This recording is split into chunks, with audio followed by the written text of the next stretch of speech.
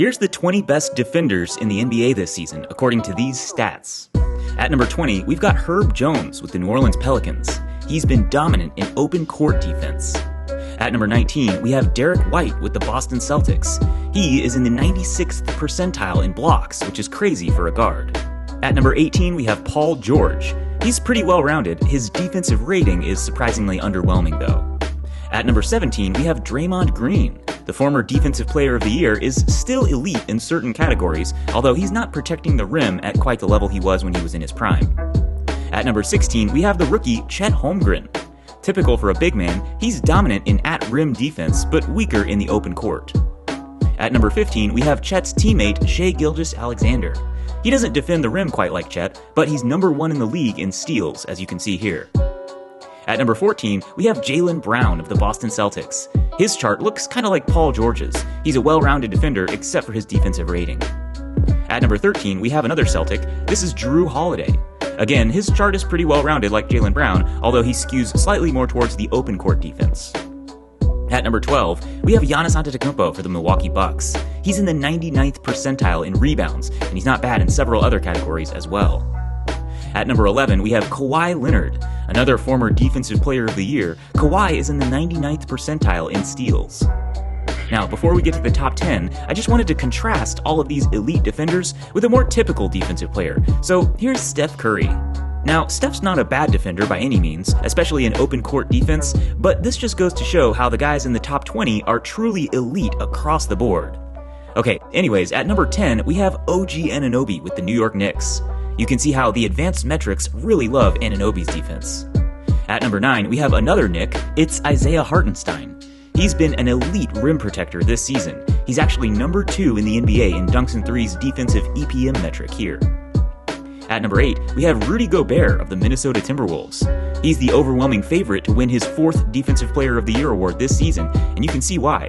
His at-rim defense is probably the best in the league, and the advanced metrics love his defense too. The only reason he's down here at number 8 on this list is the open court defensive stats. Okay, but at number 7, we have Alex Caruso of the Chicago Bulls, and he's pretty much the opposite of Gobert, probably the best in the league in open court defense. Then at number 6, we have Kristaps Porzingis. He's the 4th Celtic on this list. They're the most represented team in the top 20. His chart is similar to Gobert's. His only deficiencies are the open court defensive stats like steals and defensive loose balls recovered. Now, on to the top 5. Next, we have another rookie. This is Victor Wembanyama of the San Antonio Spurs. Wemby leads the league in blocks, but he's also 99th percentile in defensive EPM, 98th percentile in rebounds, and 96th percentile in steals. Then at number 4, we have Anthony Davis of the LA Lakers. He's statistically dominant across the board. The only category that drags him down is his defensive rating, which I think you could partially blame his teammates for. At number 3, we have Evan Mobley. At this point on the list, all of these guys are pretty much elite across the board, and despite Mobley's underwhelming development offensively, he's become one of the league's best defenders, full stop. Then, at number 2, we have Bam Adebayo of the Miami Heat. It's insane that Bam has never won DPOY because he's been one of the league's best defenders for several years now. To be fair, his weakest category is one of the most important ones, opponent field goal percentage within 6 feet of the basket.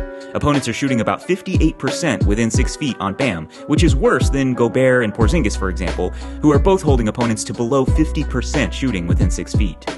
Okay, and finally, the number 1 defensive player in the league, according to these stats, is Joel Embiid of the Philadelphia 76ers.